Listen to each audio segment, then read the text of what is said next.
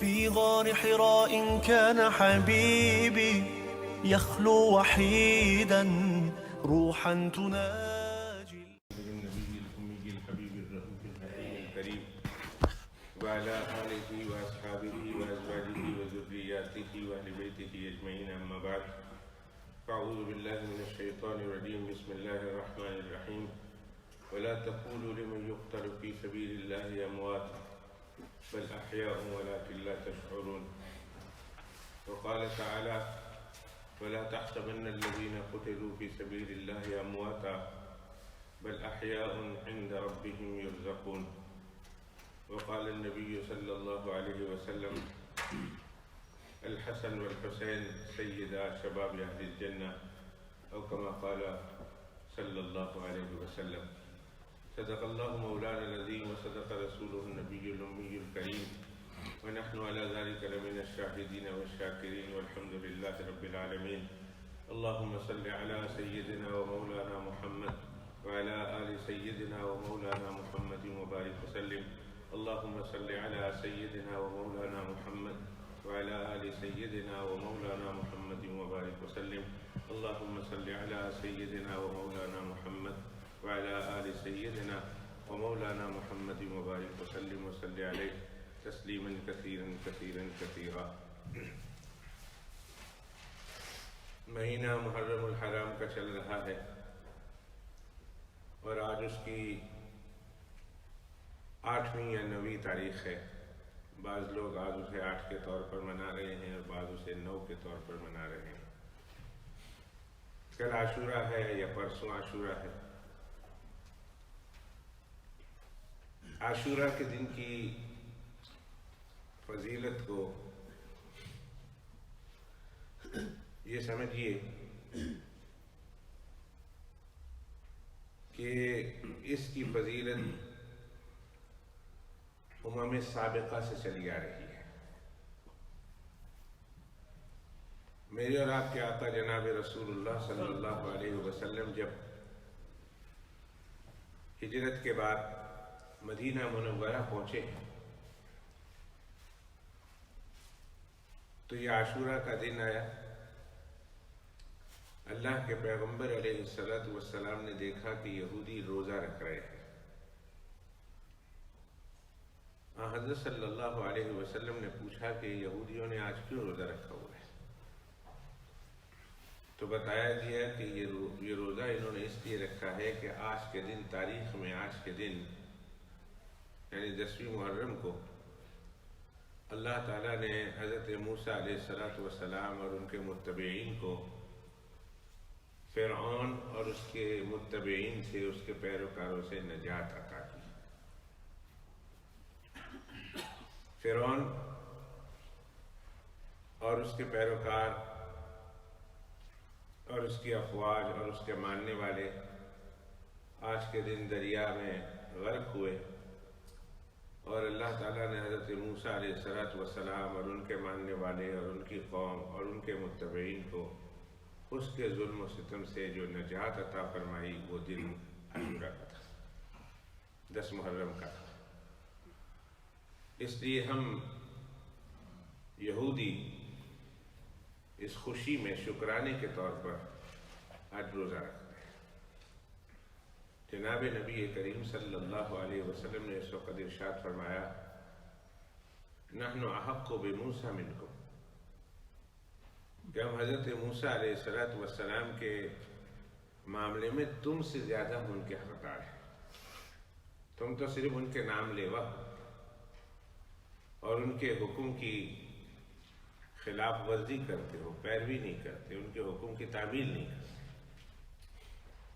موسیٰ علیہ السلام کا تمہارے ساتھ کیا تعلق؟ تم تو صرف نام کے طور پر ان کو اپنا بڑا سمجھتے ہو، اپنا بڑا مانتے ہو. اور ہم حضرت موسیٰ علیہ السلام کو بھی جانتے ہیں اور ان کے کام کو بھی جانتے ہیں.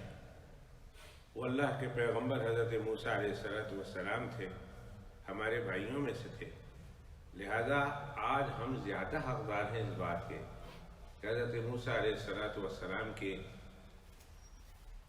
اس موقع پر ہم شکرانے کے طور پر روزہ رکھیں گے. چنانچہ حضرت بلال رضی اللہ تعالی عنہ کو جناب رسول اللہ صلی اللہ علیہ وسلم نے بلا کر یہ اعلان کروایا مدینہ طیبہ کی گلیوں میں کہ بلال جاؤ مدینہ طیبہ کی گلیوں میں جا کر اعلان کر دو کہ جس نے صبح سے کچھ کھایا پیا نہیں ہے وہ روزہ رکھے، روزہ کی نیت کر لے اور سارا دن روزہ رکھے، اور جس نے کچھ کھا پی لیا ہے اس کو بھی چاہیے کہ وہ اب دن بھر میں کچھ کھائے پیے نا، روزہ داروں کی مشابہت اختیار کرے، روزہ داروں جیسا آج کا سارا دن گزارے۔ روزہ تو اس کا نہیں ہوگا اس لیے کہ اس نے کھا پی لیا ہے، لیکن روزہ داروں جیسا رہے کہ کھائے پیے کچھ نہ، اور جس نے کچھ کھایا پیا نہیں ہے وہ نیت کر لے روزے کی اور سارا دن روزے سے گزارے۔ اب حضرت موسیٰ علیہ السلام کے دریا سے پار ہو جانے اور ان کے دشمن سے نجات کی شکل میں شکرانے کے طور پر اللہ کے پیغمبر علیہ السلام نے عاشورہ کا روزہ رکھوایا، اور رمضان کے روزے کی فرضیت سے پہلے عاشورہ کا روزہ فرض تھا مسلمانوں کا۔ رمضان سن 2 ہجری میں اس کے روزے فرض ہوئے، تو گویا نبی کریم صلی اللہ علیہ وآلہ وسلم نے رمضان کی فرضیت سے پہلے روزے کو فرض قرار دیا تھا۔ جب رمضان کے روزے فرض ہو گئے تو مسلمانوں پر سے عاشورہ کے روزے کی فرضیت منسوخ ہو گئی، ختم ہو گئی۔ ہاں البتہ مسلمانوں کو اس بات کا حکم دیا گیا، ترغیب دی گئی، تاکید کی گئی کہ وہ عاشورہ کا روزہ رکھیں، اور اللہ کے پیغمبر علیہ السلام نے ضمن میں ایک حدیث پاک بھی ارشاد فرمائی کہ جو شخص عاشورہ کا روزہ رکھے گا اللہ سبحانہ و تعالیٰ اس کے پچھلے 1 سال کے پورے گناہ معاف فرما دیں گے۔ پچھلے پورے 1 سال کے گناہ اس کے معاف کر دیے جائیں گے جو شخص عاشورہ کا روزہ رکھے گا۔ اب عاشورہ کا روزہ 1 ہے یا 2، اس سلسلے میں تفصیل میں اپنے گفتگو کے آخر میں کروں گا تاکہ جو لوگ آ جائیں سننے والے انہیں بھی اس سے فائدہ ہو جائے۔ تو عاشورہ یہ حضرت موسیٰ علیہ السلام کی قوم و ملت میں بھی تھا، حضرت عیسیٰ علیہ السلام کے دور میں بھی عاشورہ کے روزے تھے، اور جناب رسول اللہ صلی اللہ علیہ وسلم نے بھی عاشورہ کے دن کو انڈورس کر دیا۔ تاریخ میں عاشورہ کے دن بہت سارے ایسے تاریخی واقعات پیش آئے ہیں کہ جس کو علماء تاریخ نے بہت تفصیل کے ساتھ بیان کیا ہے۔ وقت تھوڑا ہے، اس لیے میں ان تاریخی واقعات کی طرف آپ کی توجہ مبذول کرانے کے بجائے میں جو چند ضروری باتیں ہیں وہی عرض کرنے کی کوشش کروں گا۔ جناب نبی کریم صلی اللہ علیہ وآلہ وسلم کے دور میں نہیں، بلکہ جس دن سے اللہ نے زمین آسمان کا یہ نظام چلایا ہے اس دن سے اللہ سبحانہ و تعالیٰ نے محرم الحرام کی فضیلت کو بیان کیا ہے۔ چنانچہ قرآن مجید میں اللہ فرماتے ہیں ان عدت الشہور عند اللہ 12 شہرا فی کتاب اللہ یوم خلق السماوات والارض، جس دن سے میں نے زمین آسمان کا یہ نظام چلایا ہے اس دن سے میں نے سال کے 12 مہینے اور ان 12 مہینوں میں 4 مہینوں کو نہایت ہی حرمت والا، عظمت والا، شان والا بنایا ہے۔ قرآن مجید میں ان 4 مہینوں کی تفصیل تو نہیں، لیکن جناب رسول اللہ صلی اللہ علیہ وسلم نے ان 4 مہینوں کی تفصیل بیان کی حدیث پاک میں کہ وہ 4 مہینے کون کون سے ہیں۔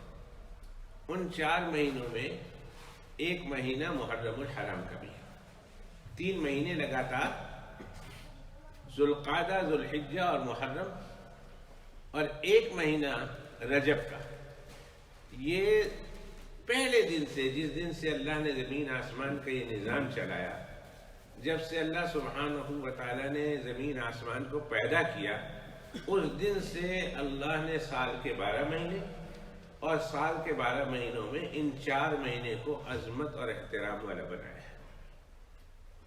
ہمارے یہاں عموماً عاشورہ کو لوگ جانتے بھی ہیں اور مانتے بھی ہیں، اس کی عظمت کو، اس کی شان کو، اس کے تقدس کو، لیکن یہاں آ کر گڑبڑی ہو جاتی ہے کہ وہ یہ سمجھتے ہیں کہ اس عاشورہ کے یعنی محرم کے، اور محرم کے خاص طور پر 10ویں دن کے فضیلت اس لیے ہے کہ اس دن حضرت سیدنا حسین رضی اللہ تعالیٰ عنہ اپنے خاندان کے افراد اور رفقا کے ساتھ 72 افراد میدان کربلا میں شہید ہوئے تھے۔ اس لیے اس دن میں احترام آیا، اس دن میں شان آئی، اس دن میں عظمت آئی۔ ابھی میں بتلا چکا ہوں قرآن مجید کے حوالے سے، 10واں پارہ ہے، اتنا تو یاد رہے گا آپ کو، پارہ 10واں اور رکوع 11واں، 10واں پارہ، رکوع 11واں، اور رکوع 11واں کے اخیر میں یہ روایت آتی ہے، سیکنڈ ٹو لاسٹ آیت ہے 10ویں پارے کی 11ویں رکوع کی، کہ جس میں اللہ فرماتے ہیں کہ اس دن کا احترام یا اس مہینے کا احترام یہ حضرت حسین رضی اللہ تعالیٰ عنہ کی وجہ سے نہیں، ان کی شہادت کی وجہ سے نہیں، ان کے 72 رفقا کی شہادت کی وجہ سے اس دن میں احترام نہیں، بلکہ اس دن میں احترام اللہ نے اس دن سے پیدا کیا ہے، اس مہینے میں احترام اللہ نے اس دن سے پیدا کیا ہے جس دن سے اللہ نے زمین آسمان کا یہ نظام چلایا ہے۔ اور ابھی میں نے بتایا کہ سیدنا حسین رضی اللہ تعالیٰ عنہ اور ان کے گھرانے کے افراد اور ان کے رفقا جو شہید ہوئے ہیں میدان کربلا میں، وہ سن تھا 61 ہجری، 61 ہجری، اور جناب رسول اللہ صلی اللہ علیہ وآلہ وآصحابہ وسلم حضرت سیدنا حسین رضی اللہ تعالیٰ عنہ کے انتقال سے لگ بھگ 50 سال پہلے دنیا سے تشریف لے جا رہے ہیں، 50 سال پہلے، اور اللہ کے پیغمبر علیہ السلام کی نگاہوں میں بھی اور ان کے شریعت میں بھی یہ دین محترم تھا۔ جب اللہ کے پیغمبر علیہ السلام تھے تو ابھی حضرت حسین رضی اللہ تعالیٰ عنہ کی عمر ہی 7 سال کی ہے جب اللہ کے پیغمبر علیہ السلام دنیا سے تشریف لے جاتے ہیں، تو پھر ابھی تو پورے 50 سال کے بعد یہ واقعہ پیش آنا ہے، تو اللہ کے پیغمبر علیہ السلام نے اس مہینے کا اور اس دن کا احترام کیوں کیا؟ ابھی تو جو واقعہ پیش نہیں آیا، ظاہر ہے تھوڑا سا کامن سینس کو استعمال کرے، تھوڑی سی عقل کو اور خرد کو کوئی استعمال کرے اور اپنے عقل کو ہاتھ مارے تو اسے سمجھ میں آ جائے گا کہ یہ حضرت حسین رضی اللہ تعالیٰ عنہ کی وجہ سے اس دن میں احترام نہیں۔ ہاں البتہ یہ بات ضرور ہے کہ اللہ سبحانہ و تعالیٰ کے یہاں حضرت حسین رضی اللہ تعالیٰ عنہ کی شان، حضرت حسین رضی اللہ تعالیٰ عنہ کی عظمت اور شہدائے کربلا کی عظمت اور فضیلت یہ تھی کہ اللہ سبحانہ و تعالیٰ نے ان کو جس دن اپنے پاس بلایا انہیں اتنا بڑا دن نصیب کیا۔ اب میں ایک مثال دیتا ہوں، جمعہ کا دن ہے، اگر جمعہ کے دن ہمارے پیر صاحب، ہمارے والد صاحب، ہمارے زمانے کے بزرگ، ہمارے زمانے کا کوئی عظیم الشان انسان یا ہستی یا شخصیت فوت ہو جائے تو ہم کیا کہیں گے کہ جمعہ کو فضیلت اس لیے ملی کہ اس دن یہ بزرگ فوت ہو گئے، یا اس بزرگ کی فضیلت میں اور شان میں اضافہ ہوا کہ ان کو اللہ نے اب جس دن اپنے پاس بلایا وہ دن جمعہ کا تھا، فضیلت والا تھا۔ غور کر لیں خود، ہم کیا بولیں گے کہ اس لیے جمعہ میں فضیلت آئی کہ اس دن بزرگ فوت ہو گئے، یا اس لیے فضیلت بزرگ کے فضیلتوں میں ایک فضیلت یہ بھی بڑھ گئی کہ اللہ سبحانہ و تعالیٰ نے بزرگ کو جس دن اپنے پاس بلایا وہ دن جمعہ کا تھا۔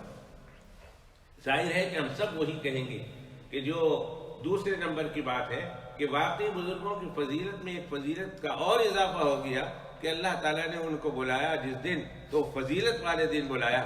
لہذا حضرت حسین رضی اللہ تعالیٰ عنہ اور شہدائے کربلا کی عظمت، ان کی شان، ان کے تقدس، ان کی جلالت، ان کی رفعت، ان کا مقام، ان کا درجہ، ان کا رتبہ اللہ نے مزید رتبوں کے ساتھ بڑھا دیا کہ ان کو اللہ نے جس دن اپنے پاس بلایا، شہادت کے لیے بلایا، وہ دن عاشورہ کا دن تھا۔ عاشورہ کے دن میں حضرت حسین رضی اللہ تعالیٰ عنہ کی وجہ سے عظمت نہیں آئی، بلکہ حضرت حسین کی شان میں ایک مزید اضافہ ہو گیا کہ ان کو اللہ نے اپنے پاس بلایا تو وہ عاشورہ کا دن تھا۔ یہ ایک پوائنٹ تھا، ایک نوٹ کرنے والی بات تھی، کیونکہ ہمارے یہاں سچی بات تو یہ ہے، سچی بات میں کروں کہ ہم نے حضرت حسین رضی اللہ تعالی عنہ اور شہدائے کربلا کو جو حقیقت میں ہمارے تھے، ہمارے بزرگ تھے، ہم نے ایک قوم کے حوالے کر دیا اور وہ اس دن کو یوں مناتے ہیں گویا ہمارے ساتھ ان کا کوئی تعلق ہی نہیں، ہمیں کچھ پتہ ہی نہیں ہوتا، جیسے ہم ان سے ڈسٹنس کرنا چاہتے ہوں، معاذ اللہ ثم معاذ اللہ ثم معاذ اللہ۔ مجھے یاد ہے کہ ہمارے پیر و مرشد حضرت اقدس حضرت شیخ الحدیث حضرت مولانا زکریا صاحب نور اللہ مرقدہ و برد مسجدہ، فضائل اعمال والے میرے پیر و مرشد، انہوں نے عاشورہ کے دن عصر کی نماز کے بعد اپنے خدام سارے موجود تھے، ان کو بلایا اور بلانے کے بعد پوچھا کہ بھائی آج دن کون سا ہے؟ انہوں نے کہا عاشورہ کا دن ہے۔ کہا آج کے دن تم نے حضرت حسین رضی اللہ تعالیٰ عنہ کے ایصال ثواب کے لیے اور شہدائے کربلا کے ایصال ثواب کے لیے کیا پڑھا؟ کتنا پڑھا اور کیا پڑھا؟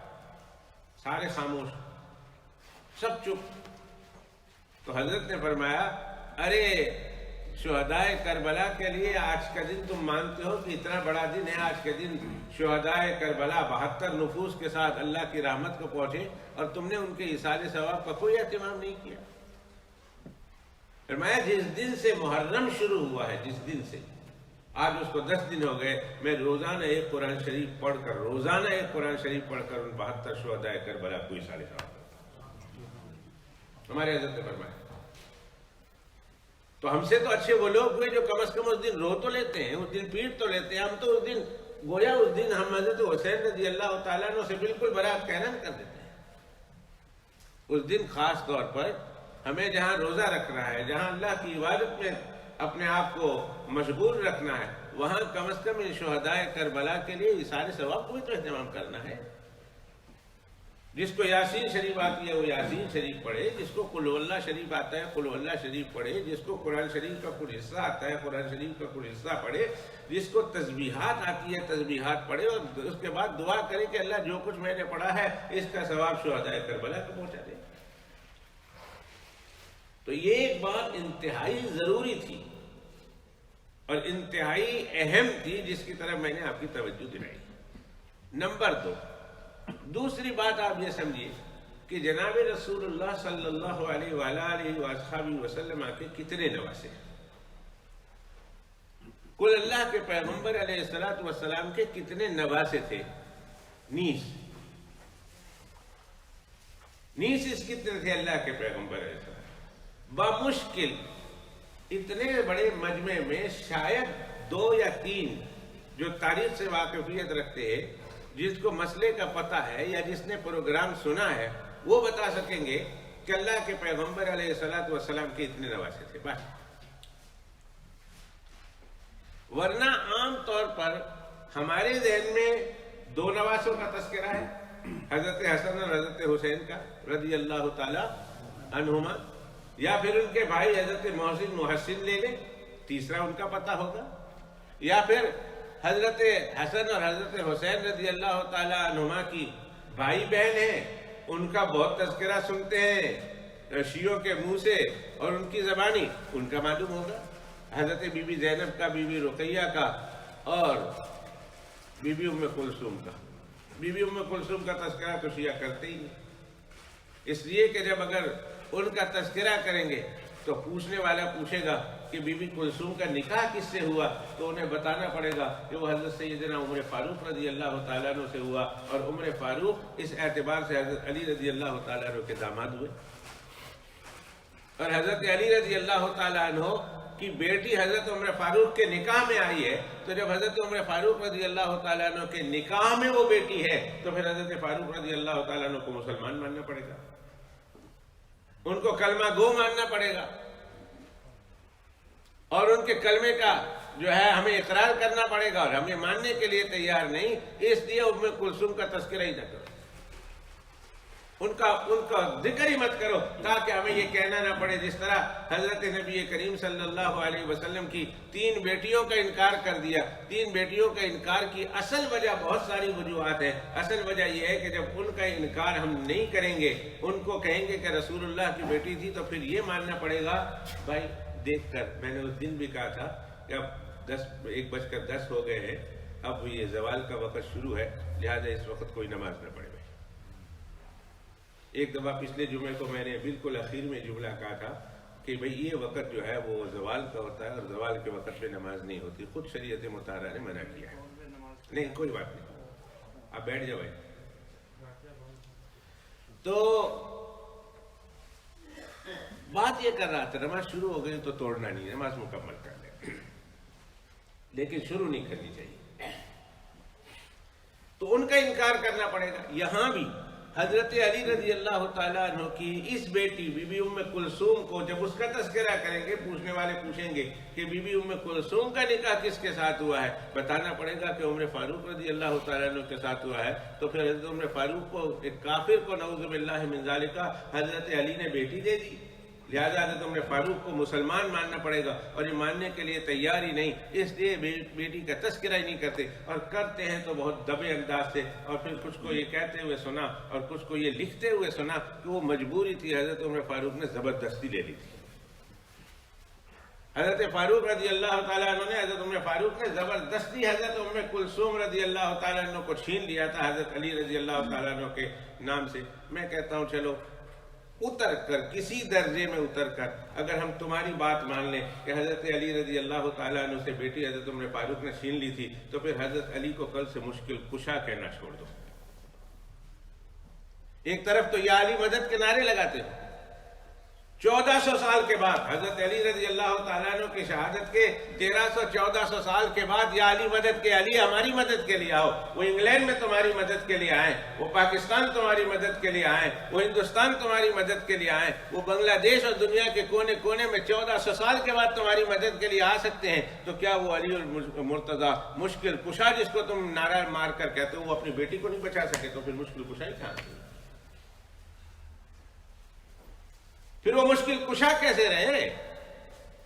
اے علی ہماری مدد کو آؤ، یا علی مدد، یا علی مدد، یا علی مدد، مزید علی تمہاری مدد کو آ جائے اور اپنی بیٹی کو حضرت عمر کے ہاتھوں سے نہ بچا سکے۔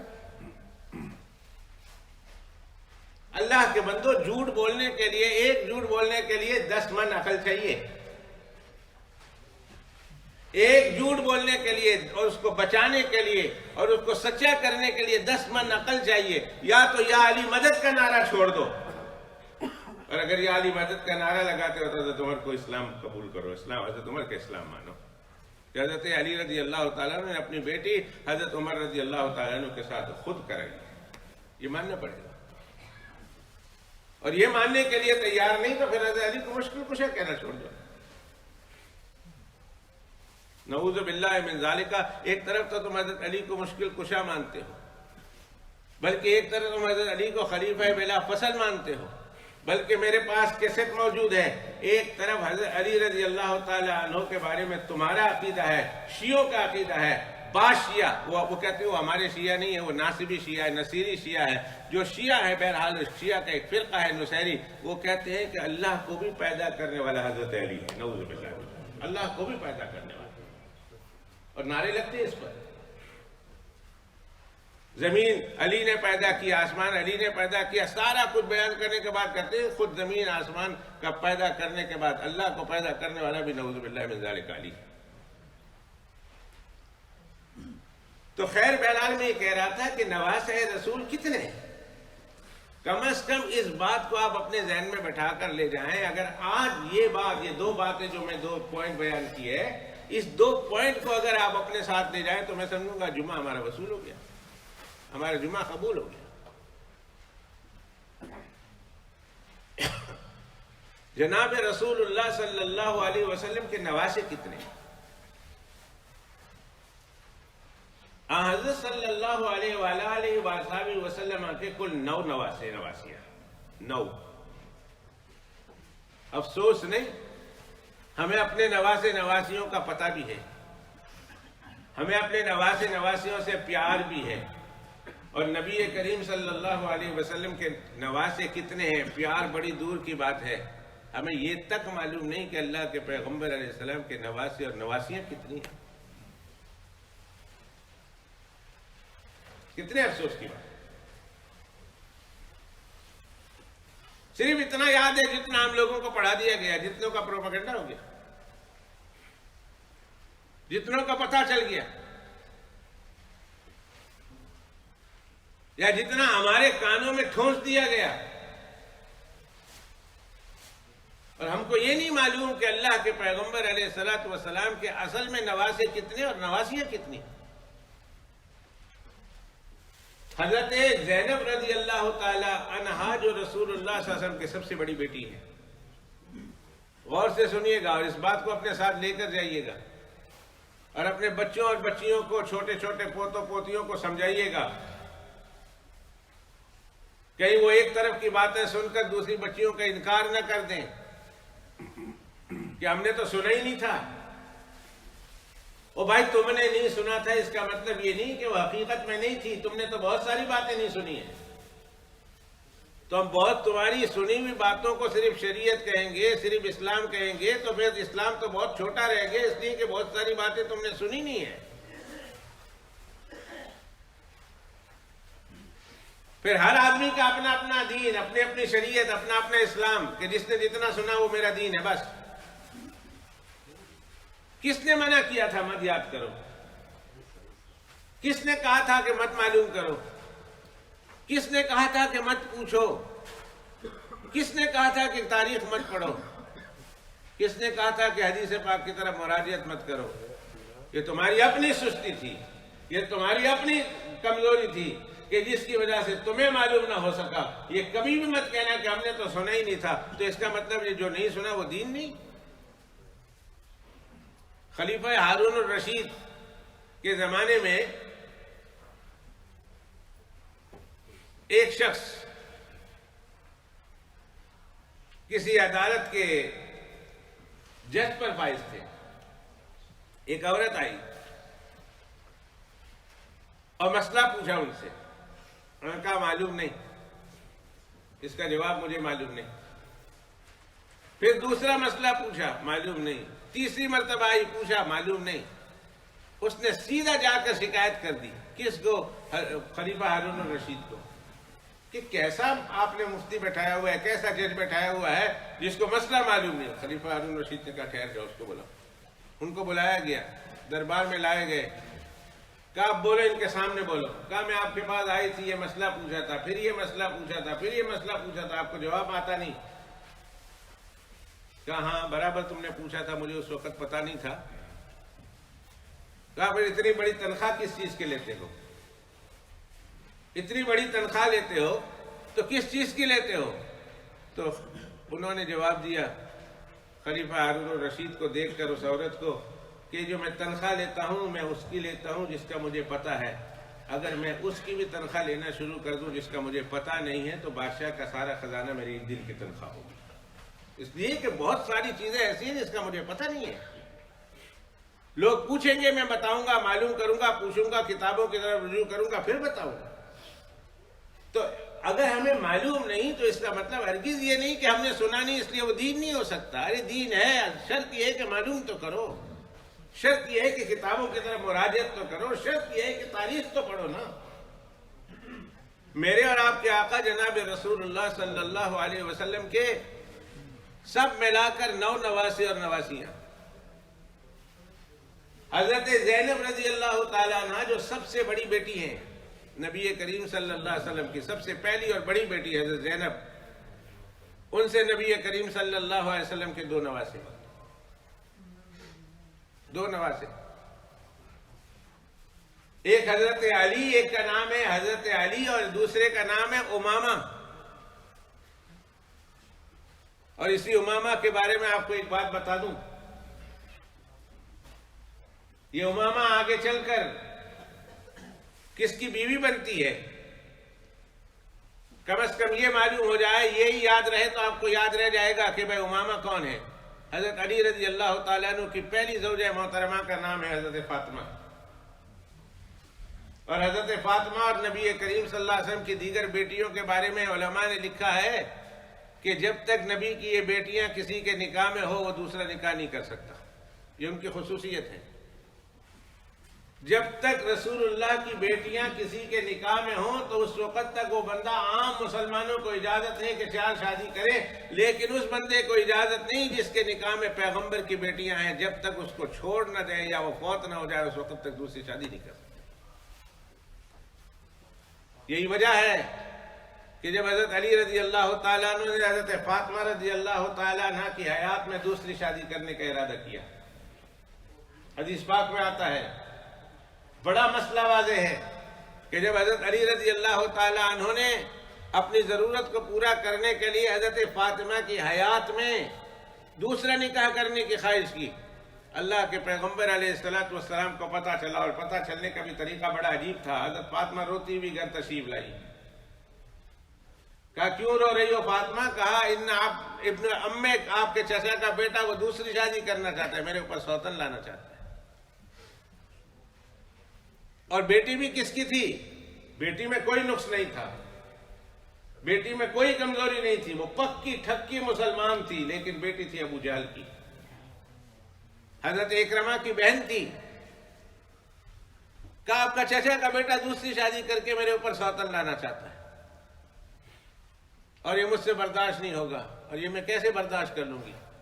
اللہ کے پیغمبر علیہ السلام نے وضو فرمایا، مسجد میں ممبر پر تشریف لائے، بلال کو کہ جاؤ جا کے بلا کے لاؤ ابو بکر کو، عمر کو، وہ علی کے نکاح کے گواہ تھے۔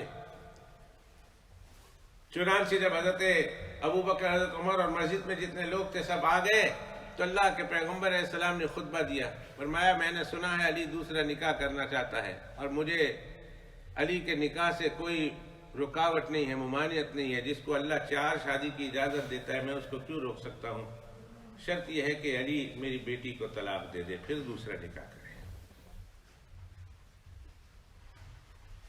اس لیے کہ علی سوتن لے کر آئے گا، میری بیٹی کو تکلیف ہوگی، اور میری بیٹی کے تکلیف سے مجھے تکلیف ہوگی، اور جس نے مجھے تکلیف دی اس نے اللہ کو تکلیف دی، اور اللہ کی تکلیف سے انسان کے ایمان پہ فرق آتا ہے۔ اور میں علی کے ایمان پہ کسی طرح کا فرق لانا نہیں چاہتا، علی کو اجازت ہے کہ جس کے ساتھ مرضی ہے شادی کرے، لیکن پہلے میری بیٹی کو چھوڑے گا۔ تو حضرت علی رضی اللہ تعالی عنہ نے پھر تو دوسرا نکاح نہیں کیا، بعد میں کیے۔ حضرت فاطمہ رضی اللہ تعالیٰ عنہ کے انتقال کے بعد ان کی حیات میں نکاح نہیں کیا۔ اور یہی بات میں بتانا چاہتا ہوں کہ حضرت فاطمہ رضی اللہ تعالیٰ عنہ کے انتقال کے بعد سب سے پہلے حضرت علی رضی اللہ تعالیٰ عنہ نے کس سے نکاح کیا؟ اگر یہ بات آپ کے ذہن میں رہ جائے تو جو مسئلہ میں بیان کرنا چاہتا ہوں، دوسرا پوائنٹ، وہ آپ کو یاد رہ جائے گا، اور یہ یاد رہنے والا مسئلہ ہے، بلانے والا مسئلہ نہیں۔ اس کی اہمیت آج کل کے دور میں پچھلے دور سے زیادہ ہو گئی ہے، اور حضرت علی رضی اللہ تعالیٰ عنہ نے جو دوسرا نکاح کیا، جس خاتون سے، وہ نکاح اپنی مرضی سے تو کیا ہے لیکن کسی کے انسٹرکشن پر کیا ہے، حضرت فاطمہ کے انسٹرکشن پر رضی اللہ تعالیٰ عنہ۔ بستر مرگ پر تھی، فرمایا علی آپ نے میرے بعد شادی کرنی ہے، میرے چھوٹے چھوٹے بچے ہیں، حسن ہے، حسین ہے، زینب ہے، ام کلثوم ہے، رقیہ ہے، یہ چھوٹے چھوٹے بچے ہیں، علی آپ نے دوسرا نکاح کرنا ہے تو میں آپ کو بتانا دوں کہ آپ کس کے ساتھ نکاح کریں، میرے بچے کس کے ساتھ کمفرٹیبل رہیں گے، میرے بچے کی اچھی تربیت کون کرے گا؟ اس لیے کہ دوسری ماں جو آتی ہے وہ کوئی پہلے خاوند کے بچوں کے ساتھ یا پہلے خاوند کے اس کے ساتھ کوئی اچھا سلوک نہیں کرتی. عام طور پر اس زمانے کا رواج تھا، اور ادھر بھی آج کل جو اللہ میں بہت زیادہ ہیں. جو جانتے ہیں وہ تو اچھی طرح جانتے ہیں، سمجھتے اچھی طرح سمجھتے ہیں، لیکن جو نہیں سمجھتے وہ تو اس طرح ظلم کرتے ہیں. یہ میرا بچہ ہی نہیں، میرا پتر ہی نہیں، میری تی ہی نہیں. کہا میرے بچوں کے ساتھ جو خاتون کمفرٹیبل رہے گی علی تم اس کے ساتھ شادی کر لو. حضرت علی رضی اللہ تعالیٰ عنہ نے پوچھا وہ کون ہے؟ فرمایا میری بڑی بہن زینب کی بیٹی امامہ. میری بہن حضرت زینب ان کی بیٹی ہے امامہ. اے علی آپ اس امامہ کے ساتھ نکاح کر لیں. وہ بچوں کی کیا لگتی ہے؟ خالہ. بچوں کی ماں کی بہن کو کیا بولتے ہیں؟ ارے کیا بولتے ہیں؟ آنٹی بولتے ہیں انگلش میں تو. اور آنٹی تو آنٹی ہے. انکل کی بیوی کو بھی آنٹی، خالہ کو بھی آنٹی، پھوپھی کو بھی آنٹی، اس کو بھی آنٹی، اس کو بھی آنٹی. پھر ڈکلیئر کرنا پڑتا ہے، پھر پوچھنا پڑتا ہے کون سی aunty, from which side of this aunty is. یہ آنٹی کس سائڈ سے ہے؟ تمہارے باپ کی پھوپھی ہے، بہن ہے جس کو آنٹی بولتے ہیں، تمہاری ماں کی بہن ہے جس کو آنٹی بولتے ہیں، تمہارے ماموں کی بیوی ہے آنٹی بولتے ہیں، تمہارے پھوپھڑ کی بیوی ہے اس کو آنٹی بولتے ہیں. ایک لفظ ہے آنٹی، پھر اس کو تفسیر کرنا پڑتا ہے. اور یہاں 2 منٹ میں آپ کو مزید لے لوں گا. خدا کے واسطے ہاتھ جوڑ کر کہتا ہوں، دیکھو زندگی کا کوئی بھروسہ نہیں. کب یہ چراغ بند ہو جائے، گل ہو جائے. اور اگر ادھر ہوں بھی تو پتہ نہیں بری میں کتنے دن ہوں، کب تک ہوں، اللہ ہی جانتا ہے آپ کے ساتھ کب تک خطاب کا موقع ملتا ہے. لیکن ایک بات ضرور کہوں گا، اپنے بچوں کو نسب بتاتے جاؤ، اپنے بچوں کو سکھاتے جاؤ تمہارے یہ چچا ہیں، تمہارے یہ ماموں ہیں، تمہارے یہ ہیں، تمہارے یہ ہیں. اس لیے کہ پھر اس کے ذریعہ سے صلہ رحمی کا ان کو پتہ چلتا ہے کہ کس کس رشتہ دار، کون کون سے رشتہ دار ہیں اور کن کن رشتہ داروں کے ساتھ صلہ رحمی کرنی ہے. ان کے ساتھ حسن سلوک کرنا ہے، ان کے ساتھ اچھا مظاہرہ کرنا ہے، ان کا غریبی میں ان کی مدد کرنی ہے، ان کی رسپیکٹ زیادہ کرنی ہے.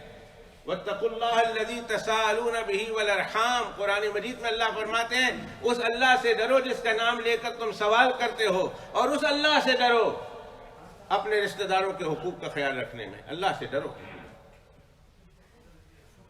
کتنے رشتہ دار ہیں قریب کے، کتنے رشتہ دار ہیں دور کے، کون کہاں پوچھو تمہارے ابا کی کتنی بہنیں. ہمارا نوجوان شولڈر اٹھا کے کہتا ہے God knows, I don't know. بھائی تمہارے کتنے کزن ہیں؟ ہاتھ اٹھا کے کہتا ہے ڈونٹ نو. تمہارے پھوپھا کتنے ہیں، پھوپھا کے بچے کتنے ہیں، پھوپھیاں کتنی ہیں، پھوپھیاں کے بچے کتنے ہیں. شولڈر اٹھا کے کہہ دیتا ہے معلوم نہیں. قرآن مجید تو یہ کہتا ہے وَاتَّقُوا اللَّهَ الَّذِي تَسَاءَلُونَ بِهِ. اس اللہ سے ڈرو جس کا نام لے کر تم سوال کرتے ہو. وَالْأَرْحَامَ. اور اس اللہ سے ڈرو اپنے رشتہ داروں کے حقوق کے بارے میں بتاتے جاؤ، انہیں سکھا کے جاؤ. حدیث شریف ہے اپنے بچوں کو اپنا نسب بتا کے جاؤ تاکہ یہ بچے صلہ رحمی کو معلوم کر سکیں، صلہ رحمی کر سکیں.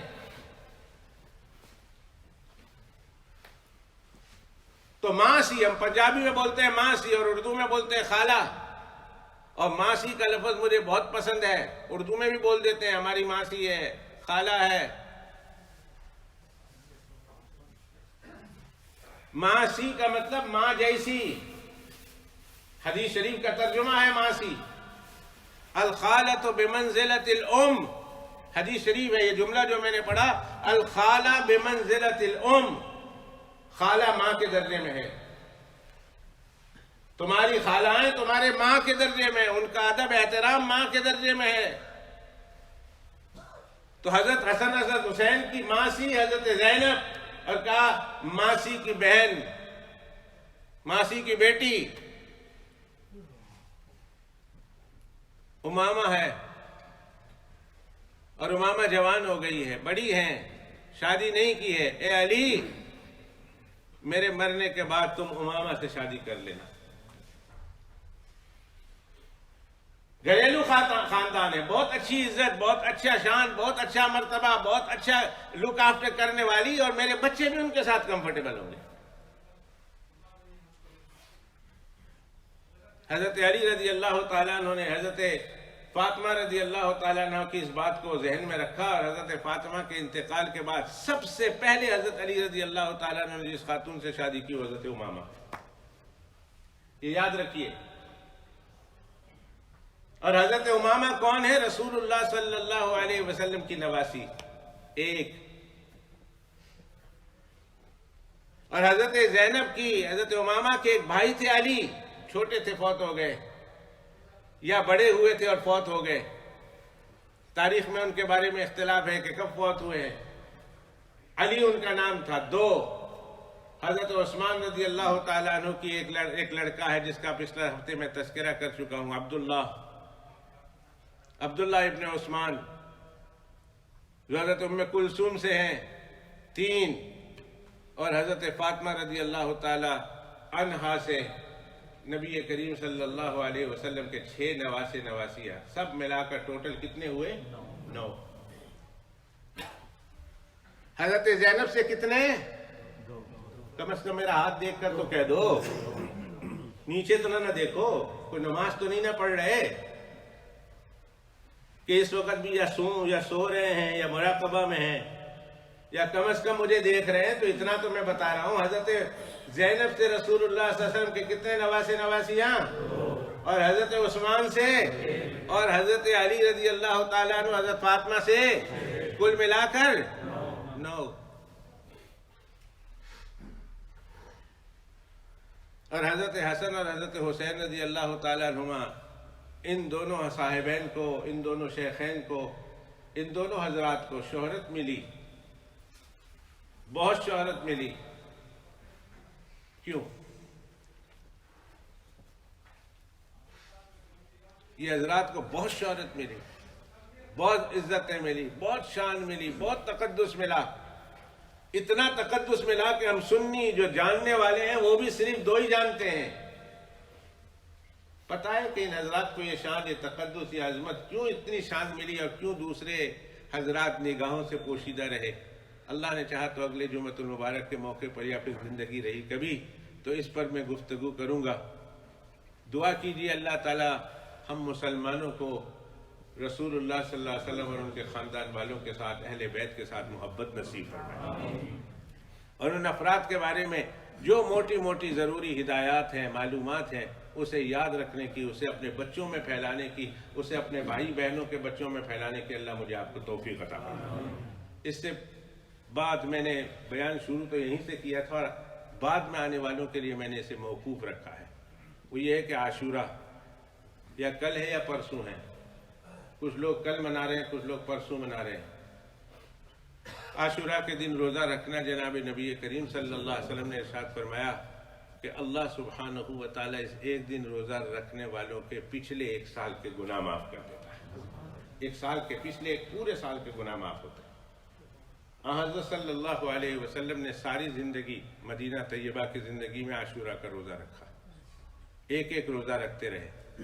آخری سال جس دن نبی کریم صلی اللہ علیہ وسلم نے جس سال انتقال فرمایا، اس سے پہلے جو محرم آیا، عاشورہ کا روزہ، مدینہ طیبہ میں اللہ کے پیغمبر علیہ السلام نے وہ روزہ رکھا، اور روزہ رکھنے کے بعد ارشاد فرمایا کہ بھئی یہودی بھی ایک دن کا روزہ رکھتے ہیں اور ہم بھی ایک دن کا روزہ رکھیں، یہ عبادت میں مشابہت اچھا نہیں لگتا، لہذا اگر میں اگلے سال زندہ رہا تو میں 2 روزے رکھوں گا، تاکہ یہودیوں کے ساتھ عبادت میں بھی مشابہت نہ ہو۔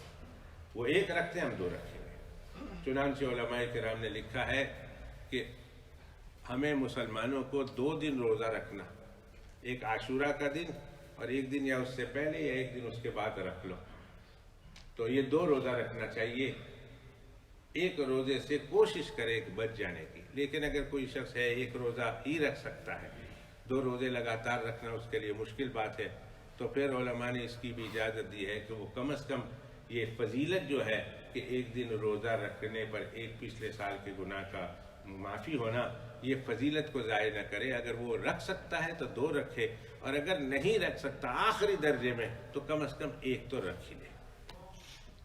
لہذا جن بھائیوں نے روزہ رکھا ہے آج اور کل کے لیے، جو سیٹرڈے کو کر رہے ہیں وہ آج اور کل کے لیے جنہوں نے رکھا ہے بہت مبارک ہے، اور جو سنڈے کو منا رہے ہیں ان کے پاس ابھی وقت ہے، کل بھی رکھ سکتے ہیں، سنڈے کو بھی رکھ سکتے ہیں، مگر کل کا ضرور رکھ لیں.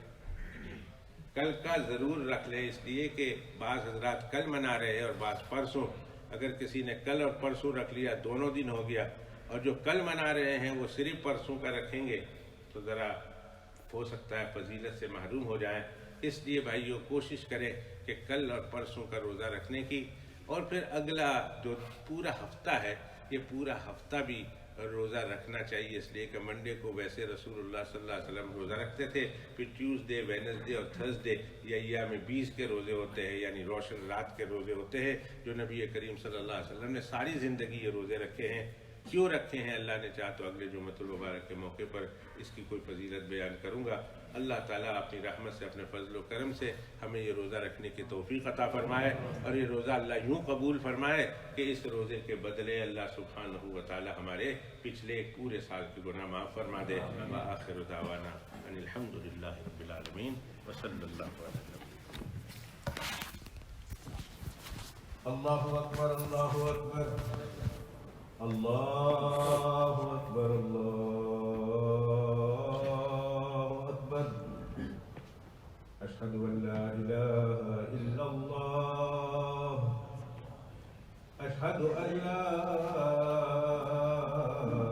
الہ الا اللہ، اشہد ان محمد رسول اللہ، اشہد ان محمد رسول اللہ. حي على الصلاة، حي على الصلاة، حي على الفلاح، حي على الفلاح.